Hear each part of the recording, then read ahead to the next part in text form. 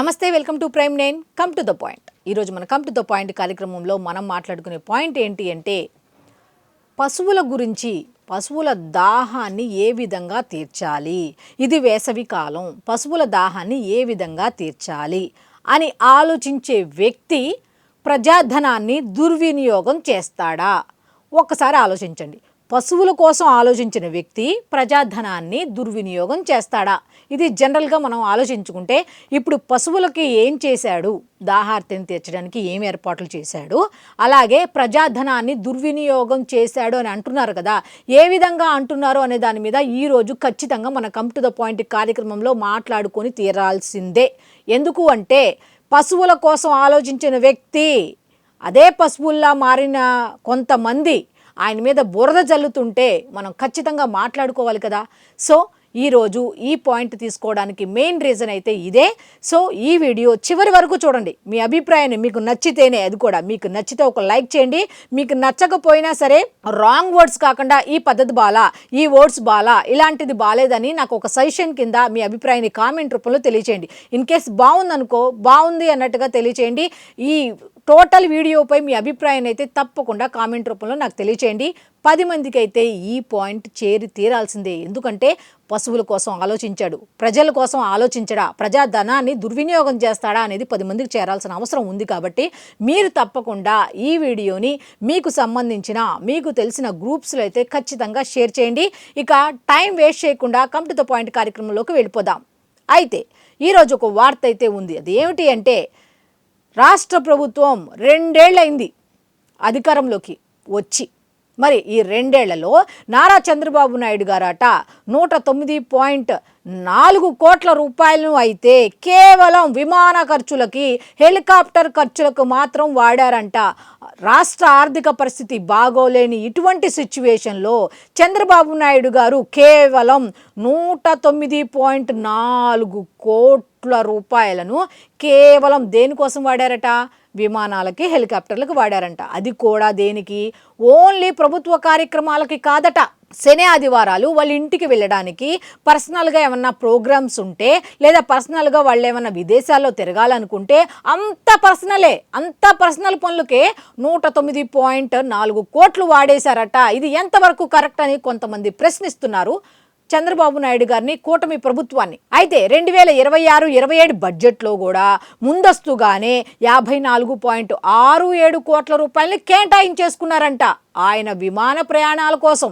మరి చంద్రబాబు నాయుడు గారి గురించి మాట్లాడారు, ఈ విధంగా బురద జల్లుతున్నారు అంటే మరి పవన్ కళ్యాణ్ గారిని, ఆ తర్వాత లోకేష్ గారిని తీసుకురాకుండా ఉండరు కదా. సో వాళ్ళిద్దరిని కూడా తీసుకొచ్చేశారు. ఏ విధంగా? పవన్ కళ్యాణ్ అయితే మరీ దారుణం అంట. అసలు పనే చేయట్లేదంట. ఏ పని చేయకుండా వ్యక్తిగత పనుల మీద తెగ విమానంలో తిరిగేస్తున్నాడంట. అవును, ఆయనకి విమానాలు కొత్త, డబ్బులు కొత్త కదా, విమానాలు కొత్త, హెలికాప్టర్లు కొత్త కదా, కొత్త పిచ్చోడు పొద్దెరగడు అన్నట్టుగా పాపం ఏం చేస్తాడు? ఏమీ లేదు కదా. అసలు రాజకీయాల్లోకి వచ్చిందే డబ్బు సంపాదన కోసం. ఆ విషయాన్ని మారుమూల గ్రామాల్లోకి వెళ్తే చెప్తారు. పవన్ కళ్యాణ్కి ప్రజాసేవ అనే పిచ్చి తప్ప ఇంకేమీ లేదు అని మళ్ళాంటి వాళ్ళు చెప్పడం కాదు, గ్రామ ప్రజల దగ్గర వెళ్తే చెప్తారు. అయితే పవన్ కళ్యాణ్ 1000 కోట్ల రూపాయలు అయితే కేవలం ఈ హెలికాప్టర్ల కోసం ఖర్చు పెడుతున్నారట. ఇక వాస్తవంగా చెప్పుకోవాలి అంటే పశువుల గురించి ఖచ్చితంగా మనం చెప్పుకోవాలి. ఎందుకంటే కొంతమంది పశువుల్లా మారి ఆయన మీద బురద జల్లుతున్నారు. కాబట్టి ముందు పశువులకు సంబంధించి మాట్లాడుకోవాలి. వేసవి కాలం వచ్చిందంటే నీటి ఎద్దడి అన్ని ప్రాంతాల్లో ఉంటుంది. ప్రజల అంటే దాహం తీర్చడానికే ఒక బాటిల్ 50 రూపాయల వరకు ఖర్చు పెట్టుకొని దాహార్తిని తీర్చుకోవాల్సిన పరిస్థితులు ఉన్నాయి.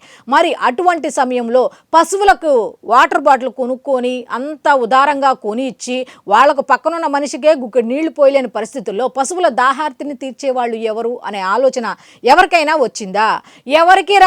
ఎవరికి రాదు కూడా. అంత మానవత్వం ఉన్న వాళ్ళు ప్రజెంట్ ఎవరు లేరు అని ఖచ్చితంగా చెప్పొచ్చు. 2025 ఏప్రిల్ 1-2 తేదీ ఈ పంచాయతీరాజ్ శాఖ మంత్రి పవన్ కళ్యాణ్ గారు ఏం చేశారంటే ఈ పశువుల దాహార్తిని తీర్చడానికి ఒక ఎయిమ్ అనేది ఒకటి పెట్టుకున్నారు. ఏమని అంటే నీటి తొట్టెలను ఏర్పాటు చేశారు. ఈ నీటి తొట్టెల ఆధారంగా పశువులకు వాటర్ అందించాలి. అయితే గ్రామాల్లో పశువులు మేతకు వెళ్ళి తిరిగి వస్తున్న సమయంలో వాటికి దాహం వేస్తే సరైన సమయంలో వాటర్ కనుక వాటికి దొరక్కపోతే పాల ఉత్పత్తి తగ్గుతుంది, లేకపోతే ప్రాణం పోయే పరిస్థితులు ఉంటాయి. కాబట్టి అటువంటి సందర్భాల్లో పశు సంపదను పెంచుకోవాలి కానీ తగ్గించకూడదు. ఇన్ని కోట్లు ఖర్చు పెడుతున్నాం కదా అని, పశువుల కోసమే కాదు, ఇది రైతుల కోసం. పశు సంపద బాగుంటేనే గ్రామీణ ప్రాంతాలు బాగుంటాయి. కాబట్టి ఆ పశు సంపదను కాపాడుకోవాల్సిన అవసరం మనందరి మీద ఉంది. కాబట్టి పశువులకు సంబంధించి ఈ గ్రామీణ ప్రాంతాల్లో నీటి తొట్టెలను ఏర్పాటు చేశారు. ఎప్పుడు 2025 ఏప్రిల్లో అవి ఏర్పాటు చేయటం వల్ల మీరు నమ్ముతారో నమ్మరో ఇప్పటికీ ఎంత మంచి సత్ఫలితాలు ఇస్తున్నాయి అనేది కొన్ని జిల్లాల నుంచి వచ్చిన విజువల్స్ ఉన్నాయి. అవి కూడా ప్లే చేస్తాను, మీరు చూడండి ఖచ్చితంగా.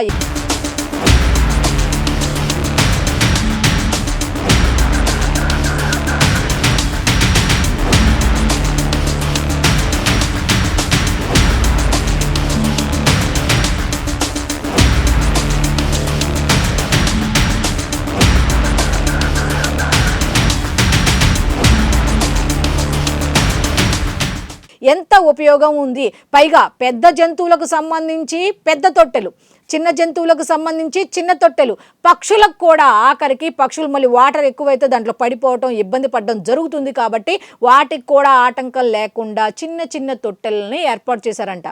మరి ఎవరైనా ఇంతవరకు ఆలోచించారా? మనుషుల గురించే పట్టించుకోవట్లా, పశువుల గురించి ఆలోచిస్తారా? మీరు చెప్పండి. మరి ఇంత ఇదిగా పశువుల గురించి ఒక వ్యక్తి ఈ విధంగా నీటి తొట్టెలను ఏర్పాటు చేస్తే అటువంటిది చెప్పుకోవడం మానేసి, అటువంటివి ఎలాంటి సత్ఫలితాలు ఇస్తున్నాయి అనేది మానేసి అవసరమైతే దీని మీద చెయ్యండి. దేని మీద? ఆయన వెళ్ళే విమానాల మీద కాదు. అసలు పవన్ కళ్యాణ్ ఏర్పాటు చేసిన ఈ నీటి తొట్టెలు సక్రమంగా వినియోగం అవుతున్నాయా లేదా అనే దాని మీద కనుక ఖచ్చితంగా నిఘా పెట్టి అవి కనుక పని చేయకపోతే ప్రభుత్వం దృష్టికి తీసుకురావాల్సిన అవసరం మీ మీద ఉంది. అంతేగాని ఏ విమానంలో ఏ శనివారం వెళ్తున్నాడు, ఏ ఆదివారం రిటర్న్ వస్తున్నాడు, లేకపోతే ఇంకెక్కడ, ఇవన్నీ ఎందుకు? సొంత డబ్బులతో మాత్రమే అతను తిరుగుతాడు అనేది అందరికీ తెలిసిన మాట, సామాన్యులకు కూడా తెలిసింది. ఎందుకు అంటే పశువుల గురించి ఆలోచించేవాడు ప్రజాధనాన్ని ఎప్పుడూ కూడా దుర్వినియోగం చేయడు అని ఖచ్చితంగా సామాన్యులకు తెలుస్తుంది. మరి విమర్శకులకు ఎందుకు తెలియటం లేదు అనేది ఇప్పుడు ఈ టు ద పాయింట్ కార్యక్రమంలో అడుగుతున్న ప్రశ్న. విమర్శకులారా, మీరు విమర్శిస్తే ఎక్కడ విమర్శించాలి అంటే, ఈ పశువులకి ఏర్పాటు చేశారు కదా నీటి తొట్టెలు, అవి ఖచ్చితంగా పశువులకు ఉపయోగపడుతున్నాయా లేదా? కేంద్రం ఇచ్చినటువంటి పంచాయతీరాజ్ నిధులను ఈ పవన్ కళ్యాణ్ సక్రమంగా వినియోగిస్తున్నాడా లేదా? వీటి మీద నిఘా పెట్టండి. జనసేన నాయకుల మీద కాదు నిఘా పెట్టాల్సింది, పవన్ కళ్యాణ్ చేపట్టిన ప్రతి పని మీద నిఘా పెట్టండి. అందులో తప్పప్పులు కనుక మీకు ఏమైనా కనపడితే ఖచ్చితంగా క్వశ్చన్ చేయండి. ఎందుకంటే అతను చెప్పారు మనకి ఏమని, తప్పు చేస్తే పాలసీ ప్రకారంగా మీరు నా చొక్కా పట్టుకొని అడగండి అని అన్నారు కదా. మరి ఆ తప్పులేంటో ముందు అయి కనిపెట్టండి. వాళ్ళ జనసేన నాయకుల పర్సనల్ విషయాలు, లేకపోతే పవన్ కళ్యాణ్ ఫ్లైట్ల విషయాలు, ఇవన్నీ పక్కన పెట్టేయండి. ఎందుకంటే పవన్ కళ్యాణ్ చేపట్టే ప్రతి పని మీద కూడా నిఘా పెట్టండి. తప్పెక్కడుందో ఫైండ్ అవుట్ చేయండి. ఇదిగో జనసేనాని, నువ్వు అప్పుడు ఈ మాట ఇచ్చావు కదా, మరి ఇప్పుడు ఏంటి జరుగుతోంది?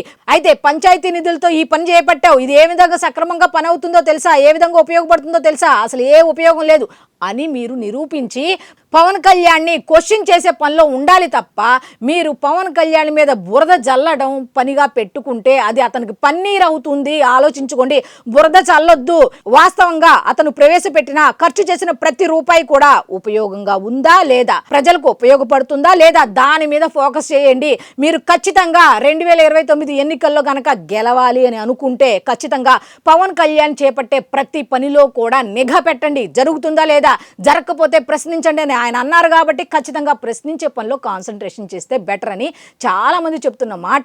ఇంకో విషయం, ఆయన హైదరాబాద్ వెళ్ళినప్పుడు ఆయన పర్సనల్ పని మీద వెళ్తే ఈవెన్ సెక్యూరిటీ గార్డు కూడా సొంత డబ్బులే వాడతారట అని చుట్టుపక్కల వాళ్ళందరూ చెప్తున్న మాట.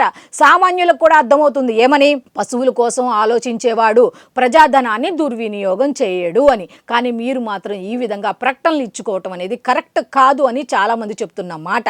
ఎందుకంటే వాస్తవాలన్నీ వాళ్ళ దగ్గర ఉన్నాయి. కాకపోతే మీరు మీ దగ్గర ప్రూఫ్ ఉందనుకోండి, నిజంగా పవన్ కళ్యాణ్ ఇన్ని కోట్ల రూపాయలు పలానా రోజు ఇన్ని కోట్ల రూపాయలు ఈ విధంగా అన్ని రోజుల్లో ఈ 2 సంవత్సరాల్లో వెళ్ళాడని ప్రూఫ్లు ఉన్నాయనుకో ఖచ్చితంగా బయట పెట్టండి. నిజంగా ప్రశ్నిద్దాం, పవన్ కళ్యాణ్ గారు మీరేం చేశారు, మీరేం చెప్పారు, మీరు ప్రూఫ్లు లేకుండా మాట్లాడటం అనేది కరెక్ట్ కాదు అనేది చాలామంది చెప్తున్న మాట. ప్రూఫ్లు ఉంటే బయట పెట్టండి, క్వశ్చన్ చేద్దాం, అంతేగాని ప్రూఫ్లు లేకుండా ఏదో నరం లేని నాలుక రకరకాలుగా మాట్లాడుతుంది అన్నట్టుగా ఇష్టం వచ్చినట్టుగా నిందలు వేయటం కన్నా ఆయన ప్రతిదీ కూడా పిన్ టు పిన్ చెప్తున్నారు. ఏం చేస్తున్నాం, ఎంత నిధులు వస్తున్నాయి, ఎంత ఖర్చు పెడుతున్నాం, ఏ విధంగా ఉపయోగపడుతున్నాయి అనే దాని మీద చెప్తున్నారు. కాబట్టి మీరు కూడా ఈ విమానాలకు సంబంధించి ఖర్చులకు సంబంధించి ప్రూఫ్లు బయట పెట్టండి. మీరు ప్రూఫ్లు బయట పెట్టకుండా ఇలాంటి మాట్లాడటం అనేది కరెక్ట్ కాదు అనేది చాలామంది చెప్తున్న మాట. సో చూశారు కదా, ఇది ఈనాటి కమ్ టు ద పాయింట్ కార్యక్రమం. ఖచ్చితంగా ఇక్కడ మనం గుర్తు చేసుకోవాల్సిన పాయింట్ ఏంటి అంటే, మీరు ఈ వీడియో 10 మందికి షేర్ చేయాలి. ఎందుకంటే ప్రజాధనాన్ని దుర్వినియోగం చేసే వ్యక్తి పవన్ కళ్యాణ్ అయితే కాదు అనేది 10 మందికి చేరాల్సిన విషయం. కాబట్టి పశువులకు ఏ విధంగా ఇది సమ్మర్ కదా, నిజంగా ఈ పవన్ కళ్యాణే ఆ స్థాయిలో ఉండి ఆలోచించాడు అంటే సామాన్యులకు కూడా ఒక అవగాహన ఏర్పడుతుంది. ఒకవేళ వాళ్ళ సరౌండింగ్లో ఉండే పశువులకు కూడా దాహార్తిని తీర్చడానికి వాళ్ళు కూడా ఏదైనా ఏర్పాట్లు చేసే అవకాశం ఉంటుంది. కాబట్టి మీరు ఖచ్చితంగా ఈ వీడియోని మీరు షేర్ చేయండి, సబ్స్క్రైబ్ చేయండి, అట్లాగే మీ అభిప్రాయాన్ని కామెంట్ రూపంలో తప్పకుండా తెలియచేయండి. సో మళ్ళీ రేపటి కమ్ టు ద పాయింట్ కార్యక్రమంలో కలుసుకుందాం. అంతవరకు సెలవు, నమస్కారం.